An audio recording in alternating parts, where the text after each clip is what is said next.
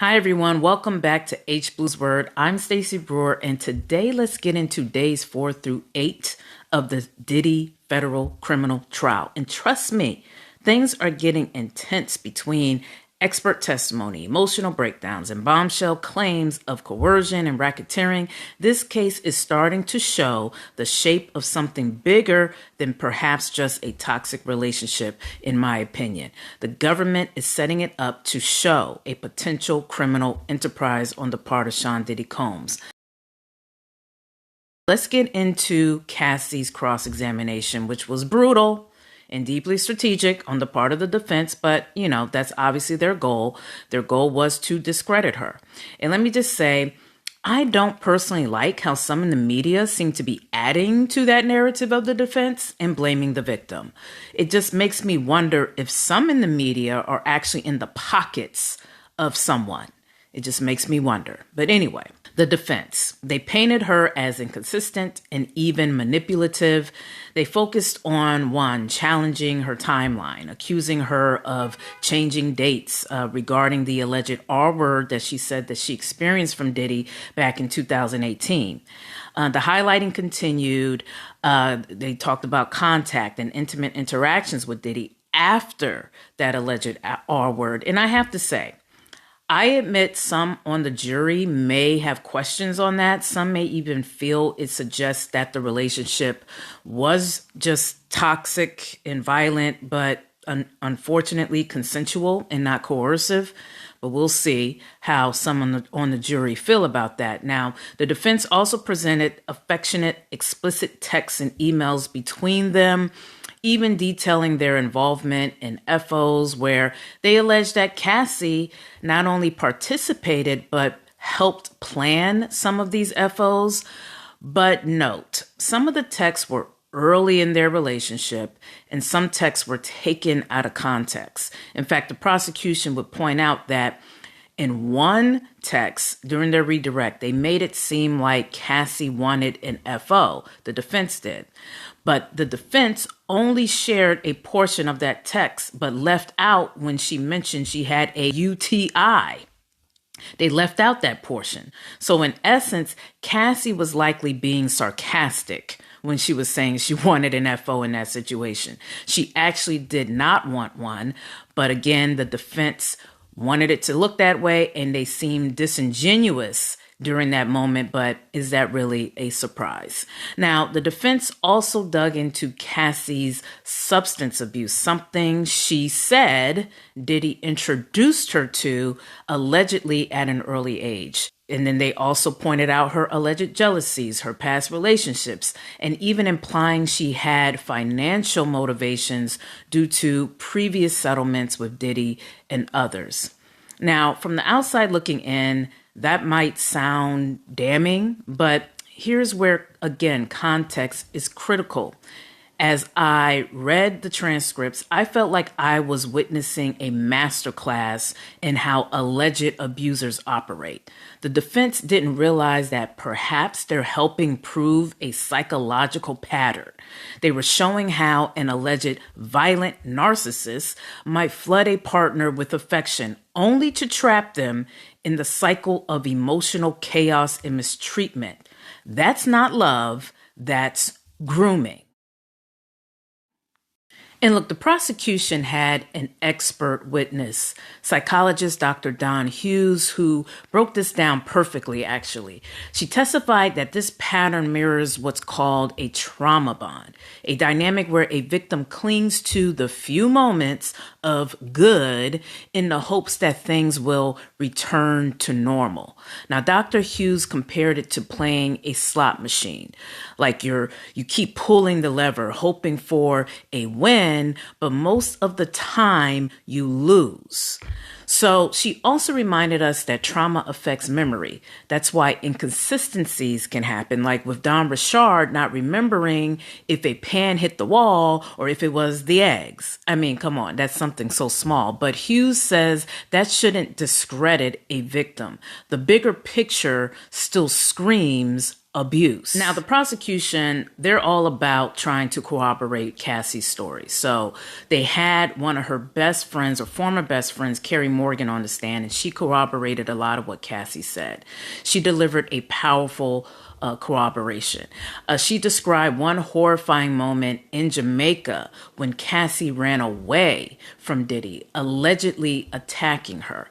Now, Kerry ended up finding her because she and Diddy both tried to find Cassie, but luckily Kerry found her. But once they found each other, she and Cassie ended up hiding in the bushes for hours, whispering. I mean, how terrifying is that?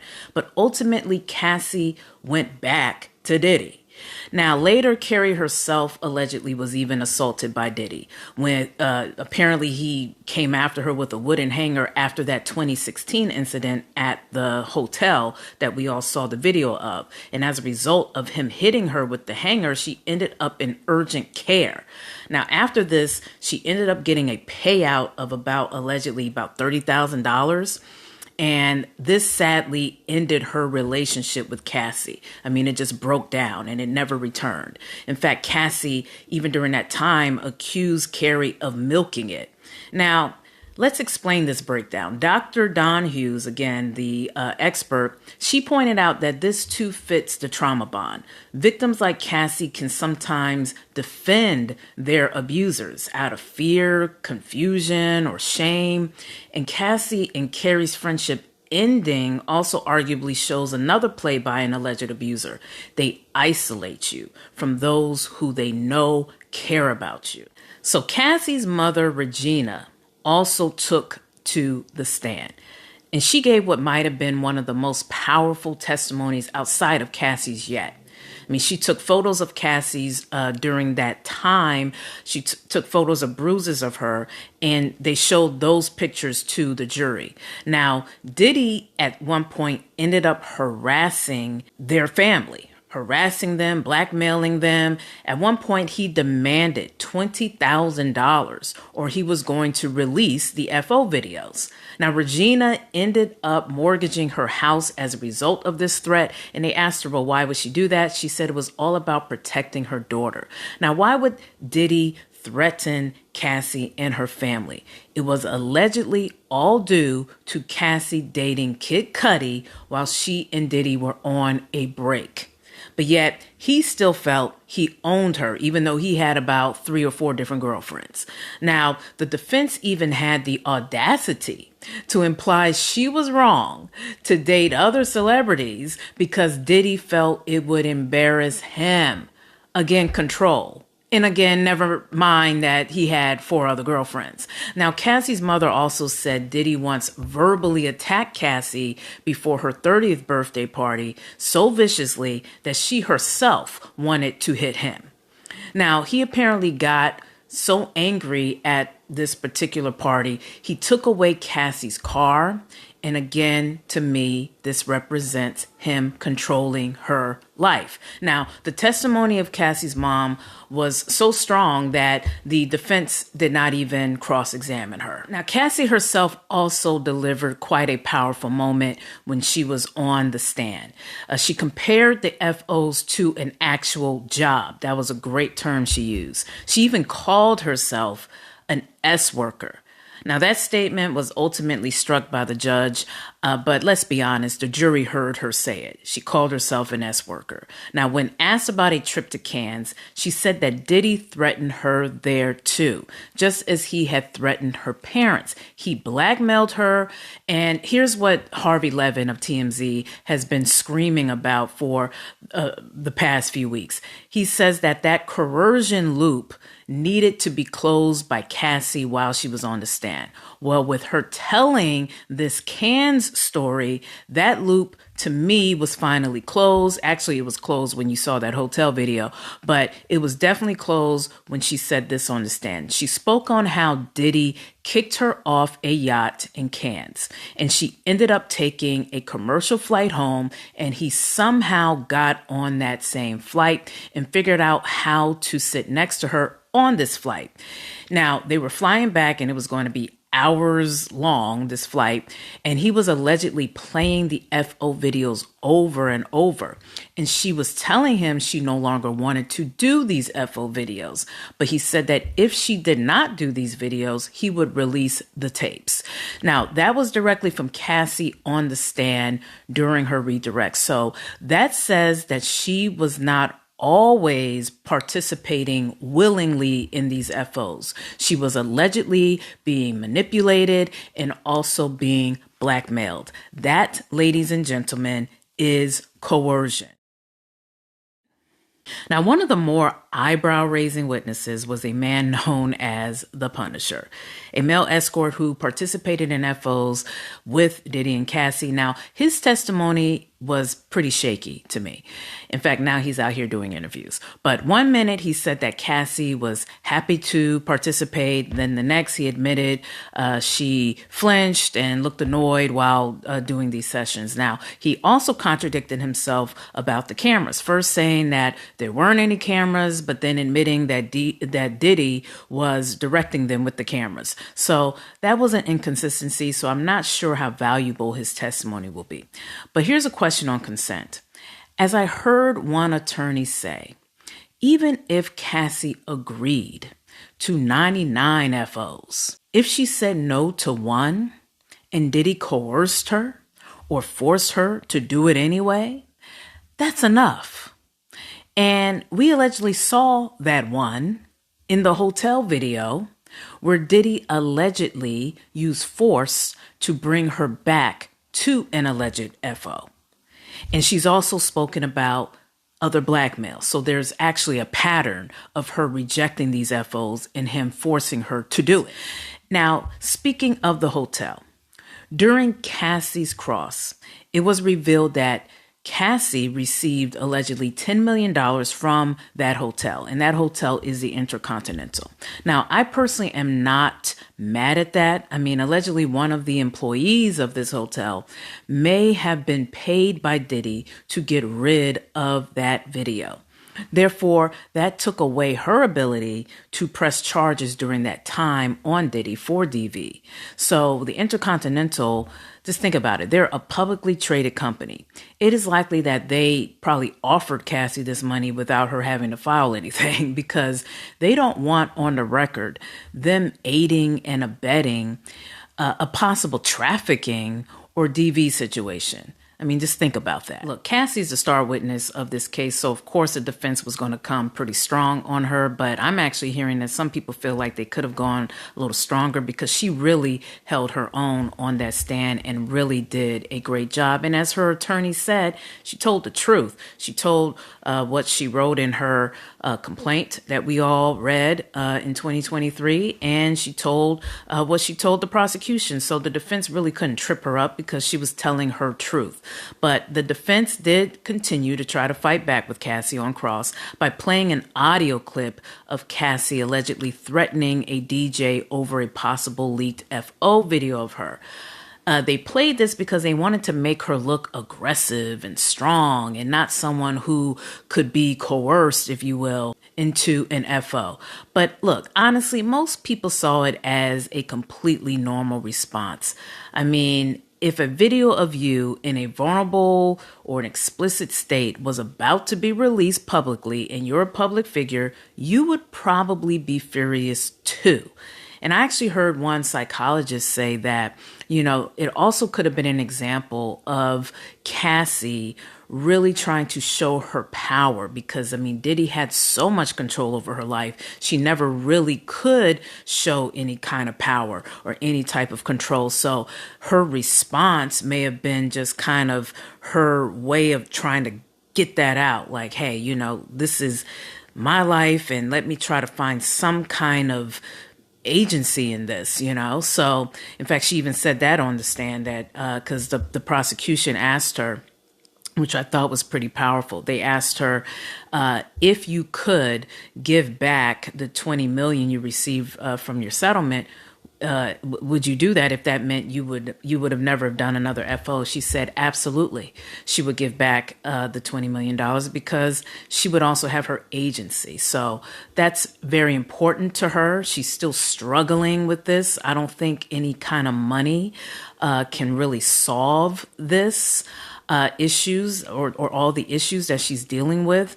And again, now back to this audio, someone also made another great point that with the audio, so what if it wasn't shown or didn't show her in the best light?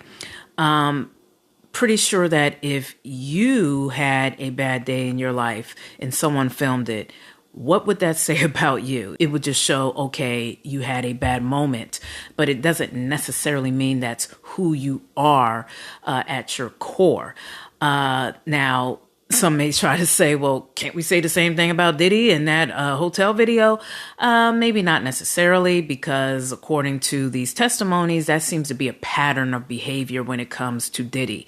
I'm all for people rehabilitating themselves and trying to become better, but that remains to be seen when it comes to Diddy. But at least according to these witnesses, Diddy has a pattern of behavior, whereas the defense is simply playing one audio of Cassie in an upset state. And I just don't see how that is supposed to show me that she's this strong woman who could never be coerced. I just feel like that's a stretch. And like I said, most people who heard the audio completely understand why she would have responded that way. So let's talk about Dawn Richard.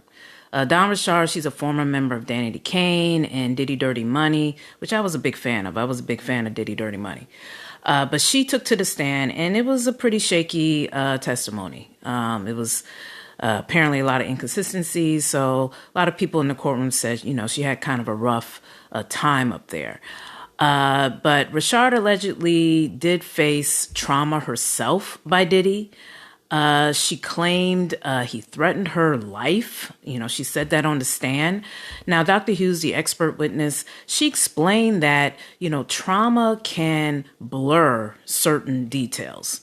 So unfortunately, you could argue that the defense may have taken advantage of that when it came to Richard and maybe even some of the other witnesses, particularly Cassie. So here we are with Richard. She had to explain to the defense, who asked why she agreed to work with Diddy again, despite, I guess, this history of threatening her or her witnessing abuse. But I was listening recently to Gene Deal, who was actually in the courtroom during this testimony, and he said, look, you have to understand something. Diddy has a lot of power in this industry. And Dawn Richard, what's her talent? Her talent is singing. That's what she does. That's how she makes her money. So here you are, you work with this guy, most of your career, you end up leaving because you're possibly traumatized and maybe you had some bad blood with him and now you can't work at all. Like maybe he's potentially blackballing you or telling people, since she left Bad Boy, I don't want you working with her as well, or I won't clear this, I won't clear that, whatever. Just making it extremely difficult for her to eat. Okay. So if in order for her to eat, it means that she may have to work with him again in some capacity. And she explained what that was, how she was really working more with one of his choreographers, not necessarily trying to work with him, but she had to go back. It may be, again, so that she can just survive, okay? And Gene Deal also made another good point that you have to understand that Diddy has affected a lot of people's careers, including the great Wendy Williams. Remember, Wendy Williams got fired from her radio job in New York because of something she said about Diddy and Mace during that time. And so she gets fired. She has to go to a different market. Arguably, you can say maybe just a lesser market in terms of exposure than New York. Come on, New York is a big city, but she had to go to Philadelphia. No diss to Philadelphia, but it was considered a lesser market for her. So she was there, she did her work, and she didn't even have her own show. I believe that she was like a part of a group in terms of radio. And, Wendy's a headliner, she leads her own show. So that was a step down for her. And this was as a result of Diddy doing this to her. But as we know, the story of Wendy Williams, she fought back and came back to New York, had her own show, and then eventually her own talk show. But guess who came on her talk show? Diddy. And we know Wendy Williams doesn't like Diddy. But if you saw that talk show, you would think they reconciled and they were cool and all that. But she still had issues with him. He still tried to ruin her career and maybe even worse. But yet she invited him on her show. So this is just how that business is. It may not make sense to everyone, but at the end of the day, maybe we just shouldn't beat Rashard up but so much if she decided, maybe for this one little project, I'll have to go back to Diddy to get it done. And just real quick, with the Love album, apparently she did not clear that song to be on his album. She wasn't working with him in those recent times, but because he had her under contract and probably owns some of the songs that she has written and all those different things, I guess he was able to put it on his latest album. But she wasn't in the studio with him recently, apparently. No, she had to clear that up as well. But yeah, that was Don Richard's testimony. A little shaky, but like Gene Dill said, she did score some points in mentioning certain substance dealers that Diddy may have been dealing with. And let me get into that with this next witness. So David James. David James is Diddy's former assistant, who also gave, I would say, some critical testimony. He, by the way, could be viewed as a co-conspirator, because I know some people are like, well, where are the co-conspirators? Why is Diddy the only one on trial for racketeering? He could be considered that because he was actually offered a proffer by the prosecution. In fact, James claimed that he witnessed illegal activity. It admitted that he would sometimes buy for Diddy illegal substances from a dealer called One Stop. That's who Rashard mentioned seeing during her testimony, that exact same dealer. So there was a corroboration. James also said that he heard threats from Diddy. He also said his privacy was violated sometimes with Diddy because Diddy would go through his phone, allegedly. He said that Diddy allegedly once wanted James to file a false police report after James allegedly attacked Diddy's chef. So that was a key point. He also says that Diddy implied blackmail with him because in a rare situation, James was allegedly high at a party because he took one of Diddy's substances, allegedly, and Diddy recorded him. And Diddy allegedly told him during that moment, I'm going to keep this video just in case I need it to embarrass you or whatever. And James also described, this was a big moment, driving an armed Diddy and his armed bodyguard to confront Suge Knight at a diner. So that was a big moment. And he said that was the moment that he decided to finally quit Bad Boy. Because, all this sounds less like some celebrity drama and more like possible alleged racketeering behavior. Because, look, I'm not sure James felt driving an armed Diddy to a possible pow-pow with Suge Knight was in his job description. Come on. Or buying illegal substances. Unsure how that helps to sell music, lifestyle, television, or spirits. Now, let's talk RICO. Let's be clear. This case isn't just about Cassie.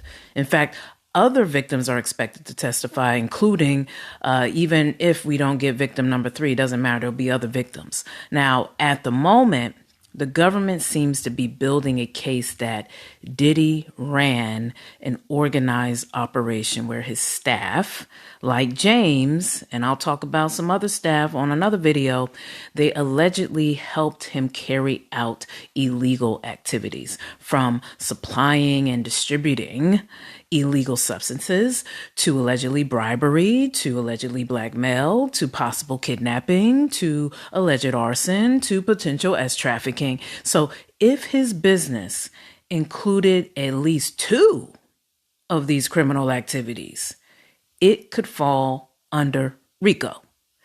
And look, and finally we learned that when Diddy was scheduled to be arrested just last year in 2024, his hotel room reportedly contained FO-related items like baby oil, Astroglide, and that's funny to some people, but it also included illegal substances.